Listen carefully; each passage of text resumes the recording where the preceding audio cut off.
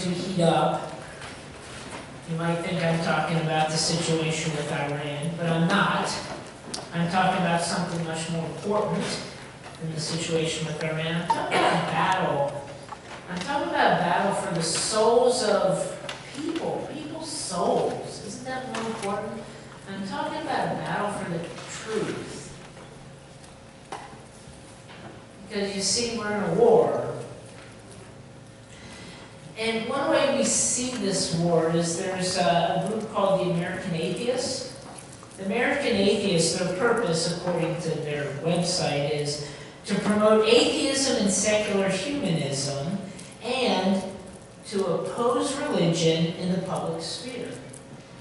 See, we have this battle going on where people want to say what you believe is not true. In fact, the American Atheists put out a billboard this year for Christmas. The billboard had a nice picture of a nativity. You know, it was sort of like a cartoon picture, but it was a nice picture. I mean, it was something you might see like on an advent calendar for children. It was just this nice picture, but the words that went along with it said this: "Just skip church, it's all fake news." Now, I'm taking it that you don't believe it's fake news. You're here, for one thing. You know, you got up and you shoveled your driveway early, get rid of the snow and all that. To come here because you believe that there's something deeper. And, you know, so we just see that we're in this battle. And the problem is, we tend to fight these battles all wrong. We tend to fight them all wrong, and we're going to see how to fight them today. The first thing I want to point out is this: we need to recognize that we're in a spiritual battle. It's a spiritual battle. I know it looks like it's a battle of this world, whatever, it's this world, but it's a spiritual battle. Let me give you a couple, 3 examples. Crime. Crime is a problem. It's a problem in our nation, in our communities. And if you talk to sociologists and say, well, why is there crime? They'll probably give a lot of the reasons, but one of the big reasons is people are poor. Poverty leads to crime. And there might be a truth to that, but not all poor people steal. In fact, there are some rich people who steal, maybe a little differently than poor people might. There's something deeper going on. It's not just poverty. There's something that we would call sin that's going on there that's deeper than that. Another problem is people are in debt. You know, why are so many people in debt? Well, the immediate answer you get is student loan debt. The student loan situation reached a very interesting milestone not too long ago. There is now outstanding student loan debt is over $1.5 trillion. That's trillion with a T. That's how much people owe on their education. That's a lot of money. You know, so some presidential candidates have said, well, student loans are the problem, so what are we going to do?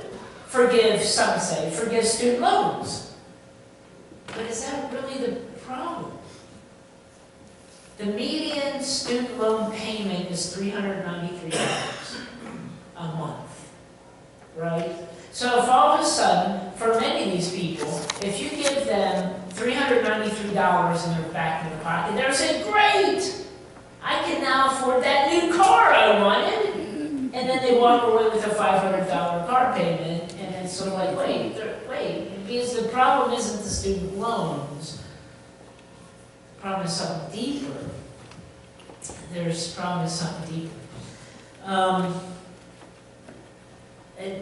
a lot of problem in relationships. There's a lot of divorce. This is the third one I want to talk about. And, so if you talked about somebody who's having a problem in their marriage, they'll know exactly what the problem is in their marriage. My spouse is the problem in the marriage, right? It's like, but really? Your spouse? There was a time you thought that other person was the best person in the world. There's an interesting article in Christian Century magazine on this. I just called a couple short paragraphs from it. Brad Wilcox, director of the National Marriage Project at the University of Virginia, said this: "You do hear both in Christian and non-Christian circles that Christians are not different from anyone else when it comes to divorce." He goes on and says, and that is not true if you're focusing on Christians who are regular church attendees, he said. Wilcox's analysis of the National Survey of Families and Households has found that Americans who attend religious services several times a month were about 35% less likely to divorce than those with no religious affiliation. I find that interesting, but his next point I find fascinatingly interesting. But nominal conservative Protestants, these are people who don't go to church regularly but call themselves Christians, were 20% more likely to divorce than the religiously unaffiliated. Fascinating. But it points out something in my mind. Well, it points out a couple things. The first thing is this: you want to stay married? Come to church, right? I mean, that's what it says. Especially if you both come to church, that's a powerful factor in my mind. But the other thing is, it's not just your spouse. There's something deeper going on there. There's something deeper and a deeper reason. The problem, I think, why we have failed to solve so many problems in this country, we're putting a Band-Aid on something, and we're not getting at the real problem. We're not getting at the real problem when we do that. So we need to recognize that we're in a spiritual battle, so we need to fight these battles spiritually. Back in 2008, before I was diagnosed with colon cancer, what happened actually is I went to give blood, and they pricked my finger, and there they had a little machine. They put it in. My arm came up low. That was sort of strange. My arm never came up low, but it came up low. So I thought, well, she said, well, try coming back again. So I came back again, and the next week, actually, and it was even lower. Oh, this is sort of strange. Somebody along the line suggested I start taking iron pills, so I started taking iron pills, and I could have just taken iron pills, probably, but the thing is, that wasn't the problem. The problem is I had this tumor growing in me, and the only way to take care of it was sort of a radical surgery to go in there and cut the thing out, taking, by the way, a third of my colon with it. But, cut it out and get it out of there. I mean, sometimes that's what we have to do. We just can't put a Band-Aid on something and say, okay, it's fixed, because the real problem is a spiritual problem. It's a deep problem. We need to recognize we're fighting spiritual battles. The second thing this means is we need to train diligently. We need to train for these battles. Because we don't know when they're going to take place. We don't know if somebody's going to say something, or we're going to have an opportunity when we're out in the world. We need to be ready. I remember many years ago talking to a missile leader. This is back when I was still in the Air Force. So his job when he was a new lieutenant was he spent many, many hours in a missile silo getting ready, if called upon, to push the button. Except there's no button, actually. There's a set of keys, and there's two people, and each have to turn the key at the same time. It's a fail-safe thing. But we're talking about how do you actually turn that key, knowing that when you do that, a million people will die. And his answer was interesting. He said, it's training. It's training. We do it 1,000 times in training, so that in fact, the Lord, it has never come in, if the real call comes in the missile silo, they just do what they're trained to do. It's training. And that's what we need to do. We need to be well trained. We need to be, and how do we train? We need to be well trained when we spend time with the Bible, when we pray, right? When we're in Bible study, all these things, we need to do these things so that we're trained, so that we're ready when we go into the world, because it's a spiritual battle. You know, the soldier in training does not like to get up at, as they say, oh, dark 30, and go for a 5-mile run. But they might appreciate that when they're on their battlefield and they got to keep going, you know. They have a little incentive, you know. They have a DI, a drill instructor, who is there to yell at them.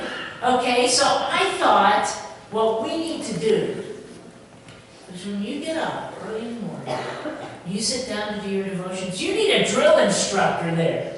Say, come on, read another verse, a little bit more, read that Bible. You know, and somebody yell at you, and then maybe it's okay, I'll do it.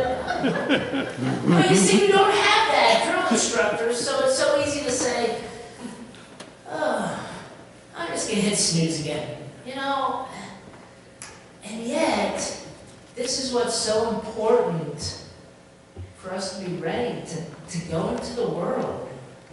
And it's something we so frequently just ignore. I mean, we need to make this an important part of our life. In 2 Corinthians chapter 10, Paul writes this, "Indeed, we live as human beings, but we do not wage war according to human standards. For the weapons of our warfare are not merely human, but they have divine power, God's power, to destroy strongholds." That's what we were talking about just a minute ago. We fight spiritual battles. They're not human. And then he goes on to say, we destroy arguments and every proud obstacle raised up against the knowledge of God, and we take every thought captive to obey Christ. Is every thought of yours captive to obey Christ? Believe me, I've had thoughts Christ has never had. You know? But that's the goal. That every thought we have could be what Christ would think. How do we get there? Well, we get there by training. We get there by reading the Bible, by praying, by discussing it, by, as I say, going to Bible school, Sunday school. That's how we do it. We need to be diligent in our studies, and over time, we will achieve, at least not perfectly, obviously, but we'll begin to achieve what is at least close to the mind of Christ. And then when something happens, we're ready. And when something happens, we're ready. So we need to train diligently. Recognize we're in a spiritual battle, train diligently, and then the final thing we need to do is we need to fight confidently. They're spiritual battles, so we're not fighting physically, but we need to fight confidently. Why do we fight confidently? God's fighting for us. It's really His battle. We're just the one who's sort of put out there so He can work through us. So we can be confident because God is fighting for us. And He won't fail. He won't fail. So the book of Revelation, most of you know, is the last book of the Bible. If we were, the first service got this, so you're on the spot now, okay? If you could sum up the book of Revelation in 2 words, what 2 words would you use? I'll give you the first word. God. God wins. God wins. That's it. You know, I mean, it's not like, oh, it's going to be a close battle, no, God wins. God's going to win. And this God who has all His power fights with us and for us, and we do not be afraid. One verse from Revelation 20, verse 10. It says, to come in the future. And the devil who had deceived them was thrown into the lake of fire and sulfur, where the beast and the false prophet were. And they will be tormented day and night forever and ever. In other words, they'll be out of the way. Why? Because God wins. And it's that God who will fight with you. And the battle might just be a simple, God just wants you to pray for somebody out in public. I don't know if I do that. Hey, that's a battle.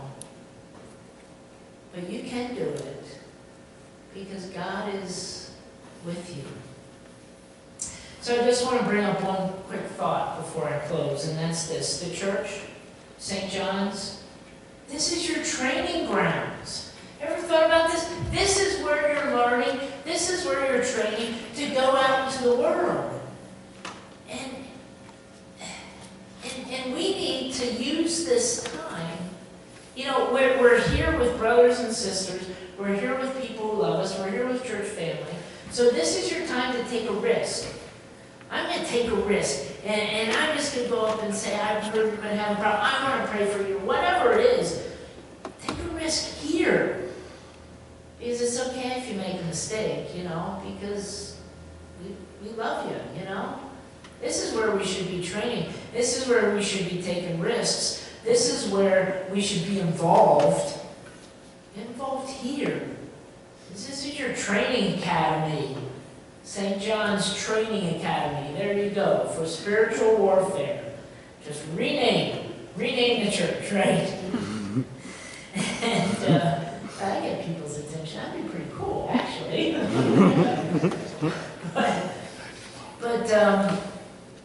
But take those chances here. Because you're amongst the people who care about you. You mess up, okay. It's okay. We all do. But you'll learn something and you'll be more ready to face when the true spiritual battles come.